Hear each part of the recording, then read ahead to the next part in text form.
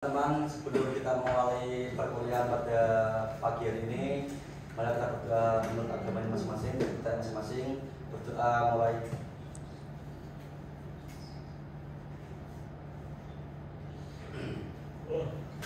Selesai. Pagi teman-teman. Semangat hari ini ya. Oke, kita dari kelompok A mau mempresentasikan hasil diskusi kita atau mau memaparkan presentasi yang berjudul prinsip efektif dan contoh implementasinya dalam pembelajaran. Dan saya sebagai moderator, teman saya Mas Ageng, ya, Mas Afrian, Mas Isan dan Mas Adit. Untuk Mas Kabir sedang izin ya, sakit ya. Oke, yang pertama silakan dibacakan teman saya. Untuk pengertian efektivitas. Efektivitas adalah suatu konsep yang mengacu pada sejauh mana tujuan atau sasaran yang telah ditetapkan dapat tercapai dengan menggunakan sumber daya yang tersedia. Nah, untuk dalam konteks yang lebih luas, efektivitas mencakup pencapaian hasil yang diinginkan atau yang diharapkan dengan cara yang optimal.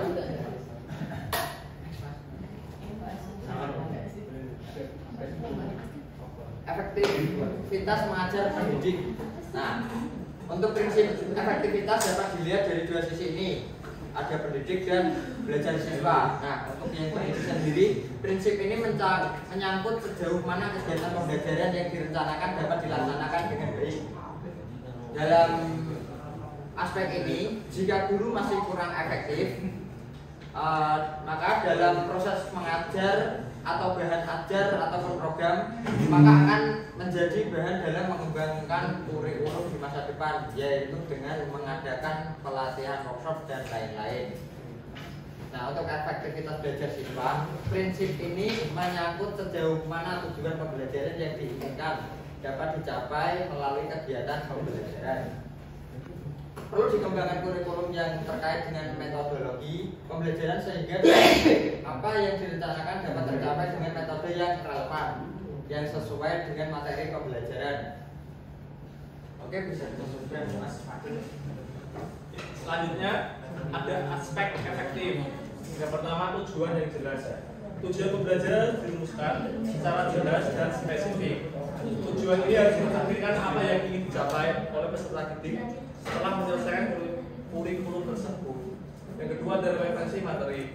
Materi yang diajarkan dalam kurikulum harus relevan dengan kehidupan nyata siswa dan kebutuhan mereka di masa depannya. Materi yang relevan akan lebih mendorong minat dan motivasi siswa belajar. Yang ketiga, ada metode pembelajaran yang beragam. Metode pembelajaran yang beragam yaitu kurikulum harus menggunakan berbagai metode pembelajaran termasuk ceramah, diskusi kelompok, proyek, simulasi, dan teknologi pendidikan ya seperti HP, terus macam lainnya. Terus beragam metode pembelajaran membantu memenuhi gaya belajar yang berbeda di antara siswa. Yang keempat, ada keterlibatan peserta didik. Siswa harus aktif terlibat dalam proses pembelajaran ini. Dapat dicapai melalui diskusi, proyek kolaboratif, dan pembelajaran berbasis masalah. Keterlibatan siswa dapat meningkatkan pemahaman dan retensi materi. Yang kelima, ada dukungan guru yang kuat. Guru harus memiliki pelatihan dan dukungan yang cukup untuk mengajar dengan efektif. Mereka harus memiliki pengetahuan yang cukup tentang materi yang akan diajarkan dan metode pengajaran yang baru. Terus yang keenam, ada evaluasi dan pembaruan berkelanjutan. Kurikulum harus dievaluasi secara berkala dan perubahan perilaku dilakukan sesuai dengan hasil evaluasi tersebut. Pembaruan kurikulum memastikan bahwa itu tetap relevan dan efektif untuk diajarkan.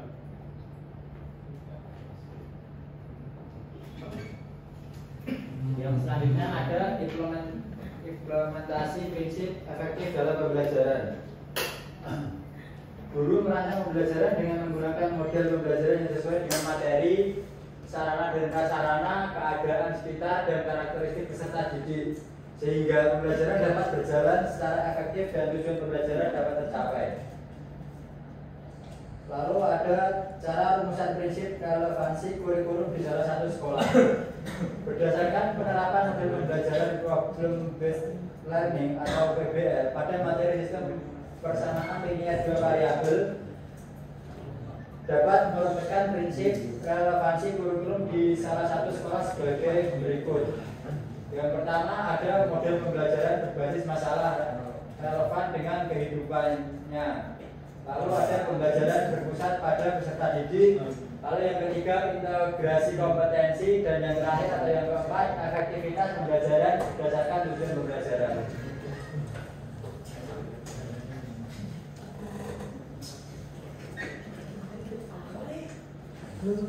Ya, terima kasih.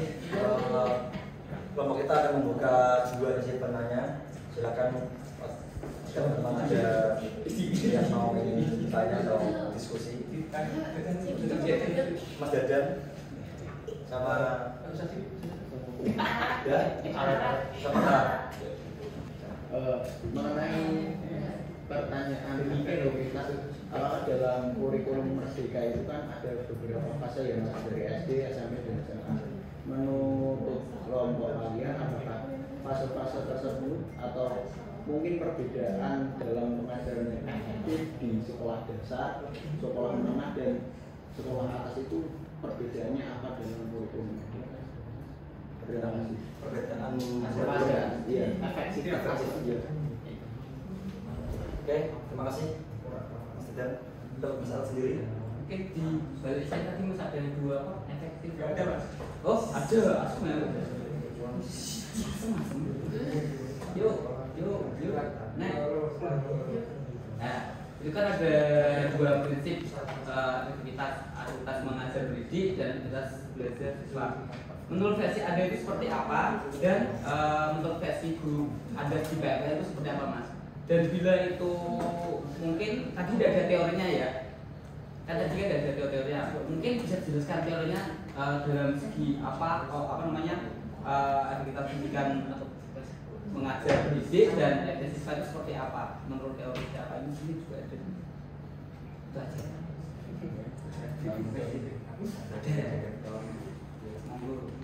Oke, terima kasih ya Mas.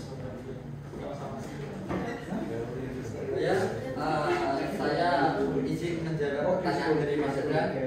Untuk pada kurikulum Merdeka itu, pada pelajaran SD, SMP, SMA ya Mas ya. Tepatnya. Untuk SD sendiri cenderung lebih umum dan konsep dasar. Nah, jadi pembelajaran seperti itu. Pada SMP itu materi lebih spesifik dengan pendalaman konsep.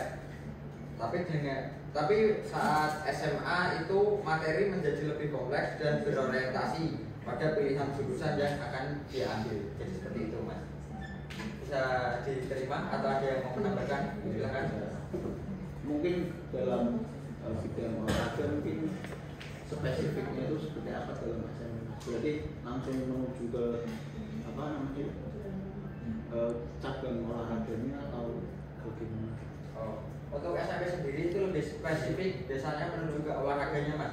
Untuk awal SD kan itu biasanya kan kita lebih ke konsep dasar, yaitu seperti lokomotor, non lokomotor dan manipulatif itu. Jadi dengan sarana olahraga tersebut, yang penting anak mau bergerak. Tetapi di SMP itu lebih spesifik, jadi lebih ke cabur itu sendiri.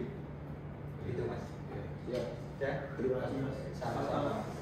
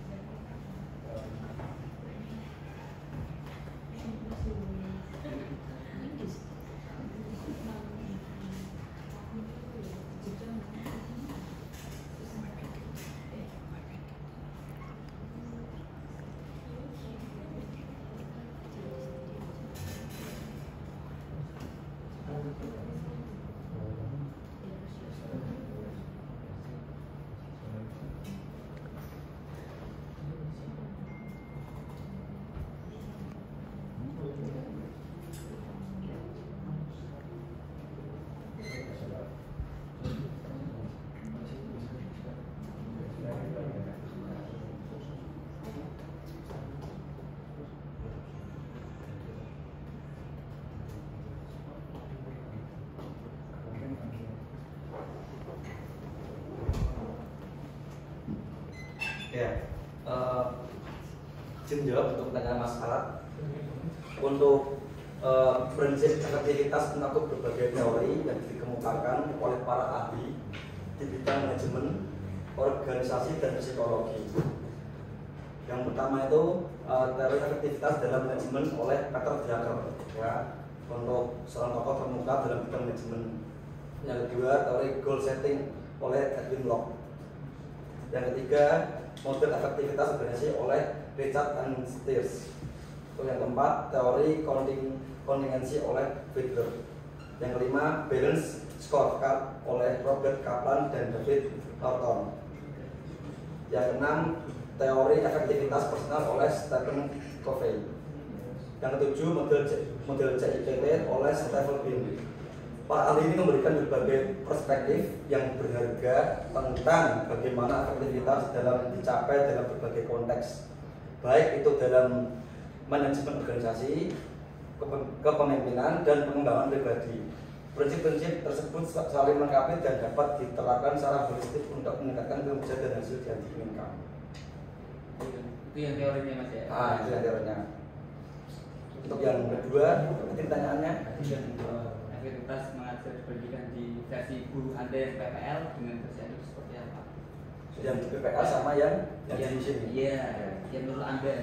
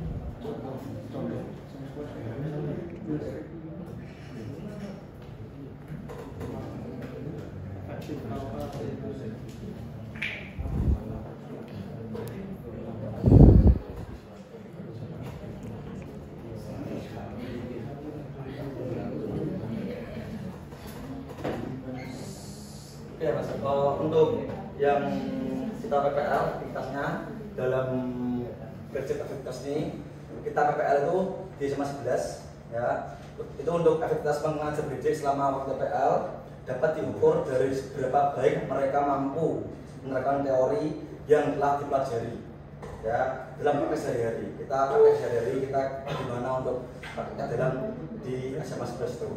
Sejauh mana kita mampu berinteraksi dengan siswa atau peserta didik dan kemampuan kita dalam membangun lingkungan belajar yang positif. Jadi kita juga mengasih ke para peserta didik itu dengan lingkungan yang positif dan lain sebagainya.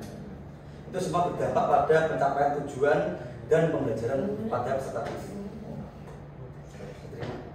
Terima kasih.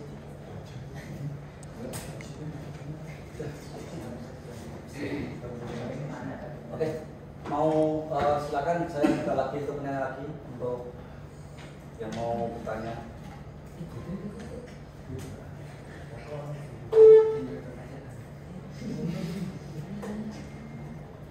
Ya, saya sendiri.